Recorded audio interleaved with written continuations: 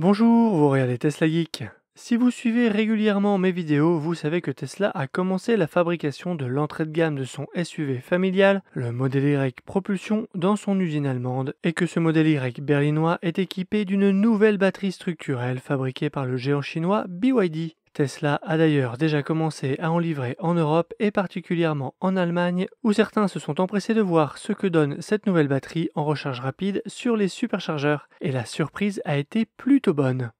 Autre surprise, mais mauvaise cette fois, vous êtes nombreux à avoir reçu un Model Y ou une Model 3 ces derniers jours, et vous êtes nombreux à me poser la même question. Vous vous étonnez de ne pas avoir les aides au stationnement disponibles alors que la version logicielle de votre Tesla est bien à jour. Et vous me demandez si Tesla aurait arrêté Tesla Vision. Vitesse de recharge et absence d'aide au stationnement, voici les deux sujets que je vais développer dans cette vidéo. Mais avant ça, pensez à vous abonner à la chaîne YouTube, c'est gratuit et ça aide à donner de la visibilité à la chaîne.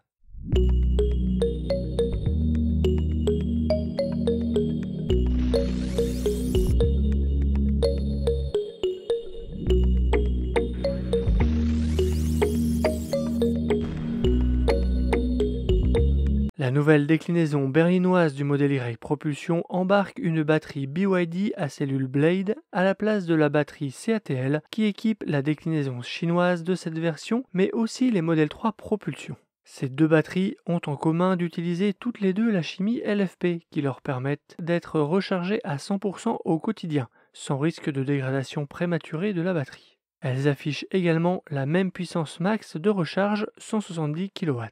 Elles ont cependant des différences. La première concerne leur capacité de stockage. Le pack de la chinoise a une capacité brute autour de 62 kWh, alors que le pack de l'allemande est un petit peu plus petit avec 60 kWh brut. Cette petite différence ne se traduit pourtant pas sur l'autonomie WLTP homologuée, puisque celle-ci est identique pour les deux déclinaisons. La raison à ça serait que Tesla a déclaré pour la version chinoise une autonomie WLTP inférieure à la réalité mesurée, en prévision justement de l'arrivée de la déclinaison allemande qui a une batterie un petit peu plus petite, comme on vient de le dire. C'est plutôt bien joué, je trouve. L'autre différence concerne la recharge rapide et en particulier la courbe de recharge. Comme on peut le lire sur le forum allemand TFF, les premiers clients à avoir reçu ce nouveau Model Y Propulsion produit en Allemagne en ont testé les performances de recharge rapide. Et les résultats, s'ils sont étonnants, montrent bien qu'il ne faut pas s'arrêter à la puissance max indiquée. C'est ce que montrent ces courbes. En abscisse, on a le niveau de charge et en ordonnée la puissance. En bleu et blanc, on a deux courbes avec la batterie CATL. On lit clairement un pic très court, puis une pente descendante très linéaire.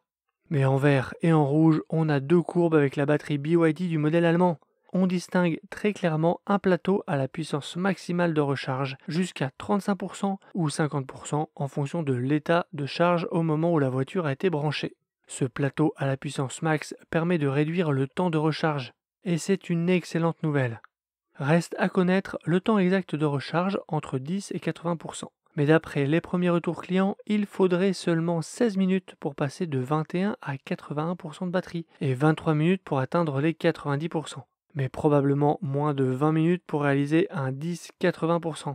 Et tout ça avec une puissance de charge à 170 kW et une architecture 400 volts. À titre de comparaison, la voiture électrique qui se recharge le plus rapidement, sans doute la Hyundai Ioniq 6, met 18 minutes pour passer de 10 à 80%, grâce à son architecture 800 volts et une puissance de recharge maximale qui dépasse les 230 kW. Jusqu'à présent, les Tesla mettaient environ 25 à 30 minutes pour passer de 10 à 80% et approximativement 30 minutes pour passer de 20 à 90%. Cette prouesse est sans doute rendue possible par la gestion thermique de la batterie et par la forme des cellules du pack BYD Blade. C'est d'ailleurs assez paradoxal que Tesla doive en partie cette amélioration à l'un de ses plus gros concurrents sur le marché chinois.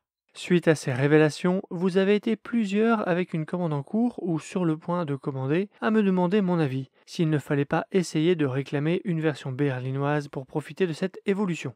Déjà, chez Tesla, en dehors des véhicules en stock, on ne choisit pas. On commande et ensuite, une fois le VIN affecté, on découvre d'où provient la voiture. Maintenant, avec la section des véhicules en stock, s'il y avait un véhicule berlinois disponible, vous seriez en mesure de le choisir et donc de le commander. Mais donc, si on pouvait choisir, je vous répondrais ceci. Comptez-vous faire beaucoup de supercharge? Si oui, alors le pack BYD vous fera gagner un peu de temps, de l'ordre je pense de 5 minutes. Ça passe vite 5 minutes. Ce à quoi un abonné m'a répondu: oui, mais pour la revente, peut-être que ça se revendra plus cher.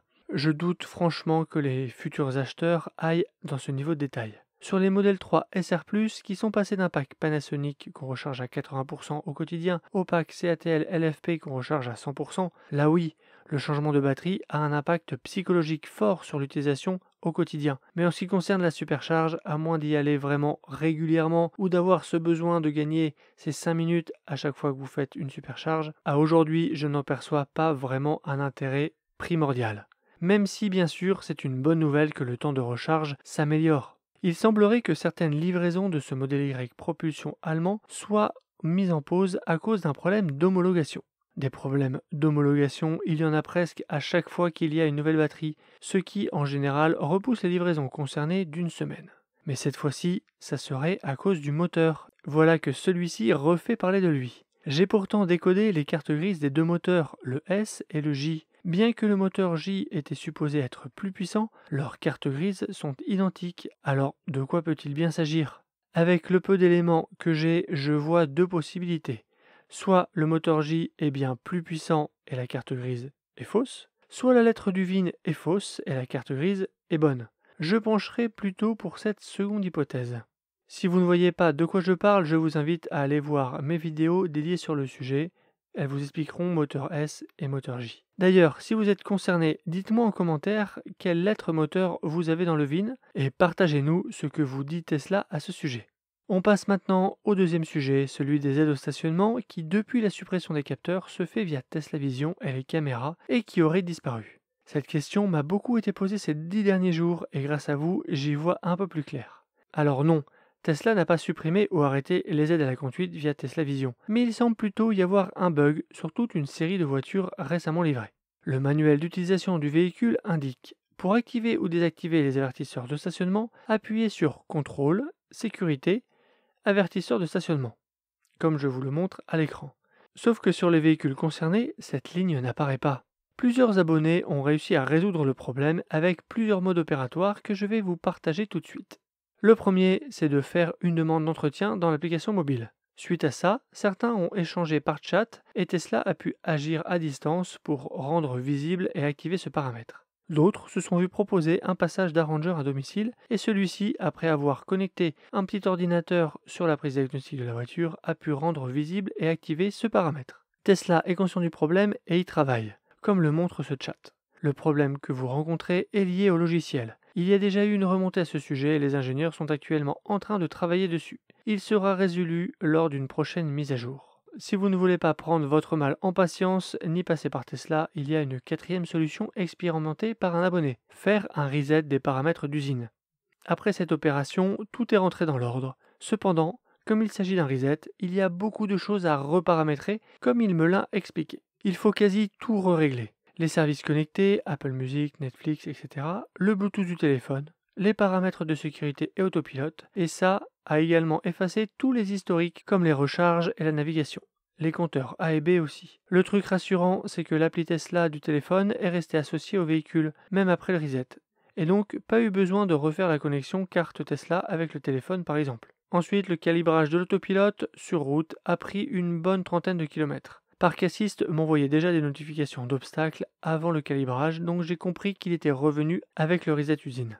Dans mon cas, propriétaire depuis 48 heures, ce n'est pas trop grave, mais pour quelqu'un qui remet tout à zéro au bout de quelques mois, ça doit être un peu rageant. Donc pensez-y avant d'appliquer cette dernière méthode. Dites-moi en commentaire si vous avez eu le problème et comment vous l'avez résolu, et si vous l'avez résolu. N'hésitez pas à jeter un œil sur mon site teslageek.fr pour des bons plans et une sélection d'accessoires pour modèle 3 et modèle Y, en particulier des enjoliveurs pour changer de ceux d'origine. C'est sans doute l'accessoire du moment. Il y a plusieurs designs pour modèle 3 et modèle Y, j'en ai reçu un nouveau design d'ailleurs. La vidéo est prête et sera en ligne la semaine prochaine je pense. JC de la chaîne EV m'a mis au défi d'avoir un modèle différent en décor derrière moi à chacun de nos lives Talk EV que l'on fait sur leur chaîne, et donc je vais faire mon possible pour relever le défi. Bon, ensuite, c'est un peu notre Valérie Damido à nous, sauf que lui, toutes ses décos sont à base d'Aero Wheels imitation turbine. C'est Charles de Tesla Geek. Est-ce qu'il a un Aero Wheel? Eh oui, il en a un encore derrière lui, Évidemment, magnifique. juste là, commandé Et, spécialement pour l'émission, hein. Chaque et, émission, un et, différent. Exactement, c'est ce que j'allais dire. Chaque émission, c'est indifférent, c'est pas le même, c'est ça qui est classe quand même. Sacré budget quand même. Hein, sacré Ouais. budget. Budget déco énorme. Ceux-ci sont dispo en replay et je vous dis à bientôt pour une prochaine vidéo. Si tu as aimé cette vidéo ou que tu veux soutenir la chaîne, mets un like. Tu peux t'abonner pour recevoir les notifications de mes prochaines vidéos et aider la chaîne à être mieux référencée. N'hésite pas à donner ton avis en commentaire. À bientôt!